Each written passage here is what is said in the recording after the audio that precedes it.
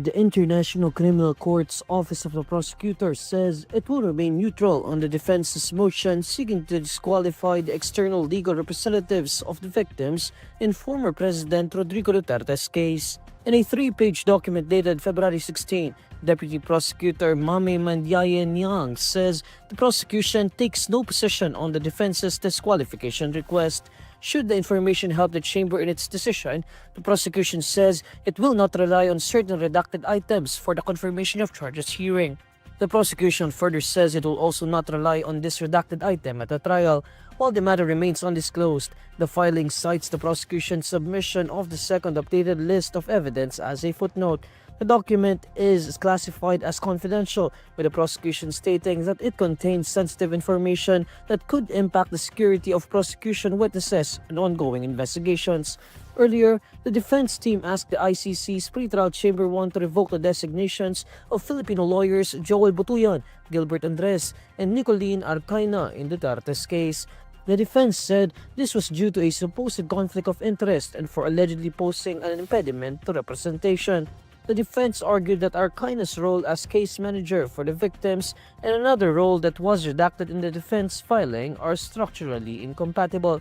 Duterte's camp said such a team of common legal representatives may get a hold of pieces of evidence, including those that could exonerate the former president outside the disclosure scheme. The defense also contended that Butuyan and Andres knew of Arcaina's undisclosed role at the time they were processing her appointment to their team. Should they be disqualified, the defense pointed out that a counsel from the Office of Public Counsel for the Victims may adequately represent the interests of the victims. According to the defense, this would help avoid further delays in Duterte's confirmation of charges hearing beginning February 23. The Metropolitan Manila Development Authority confirms that non-stop repair work will be implemented along Edsa for 4 days during the Holy Week. In a message on Tuesday, February 17, MMDA Chair Don Artis says the 24/7 rehabilitation work along Edsa will start at 10 p.m. on Holy Wednesday, April 1. It will continue until 5 a.m. on Monday, April 6, or the day after Easter Sunday. He notes that traffic is light on the aforementioned dates, adding that personnel will be deployed to manage traffic flow in the affected areas. Public Works Secretary Vince Dizon said on Monday, February 16, that they would request the MMDA to allow them to conduct 24/7 repair work along EDSA to expedite the project. Artis says he spoke with Dizon over the phone about the request last Friday, February 13. According to Dizon, the Edsa Rehab's Phase 1 is nearly 50% complete and is targeted for completion in July. Phase 1 covers Roas Boulevard to Orense. The Department of Justice says a precautionary hold departure order was issued against Senator Jinggoy Estrada, former Public Works Secretary Manuel Bonoan, and their co-respondents in plunder and other cases involving flood control anomalies. Based on the Manila Regional Trial Court Branch 52's order, the precautionary hold departure order also covers former Public Works Undersecretary Roberto Bernardo, former Regional Director Gerard Opulencia, and former Bulacan District Engineer Henry Alcantara.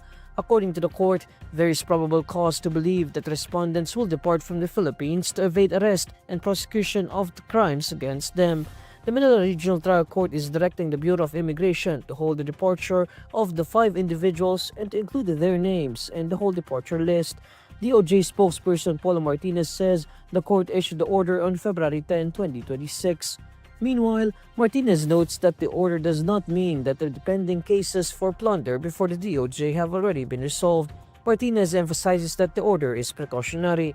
He says this means that before the case is formally filed in court, the judge anticipates that respondents may evade arrest. Estrada is accused of allegedly maneuvering the allocation of 355 million pesos for funding in Bulacan's 1st District in exchange for an alleged 30% cut, which the senator has denied. Aside from plunder, Estrada and his co-correspondents are facing cases for violating the Anti-Graft Law, the Anti-Graft and Corrupt Practices Act, as well as direct bribery and receiving gifts by public officers and corruption of public officials.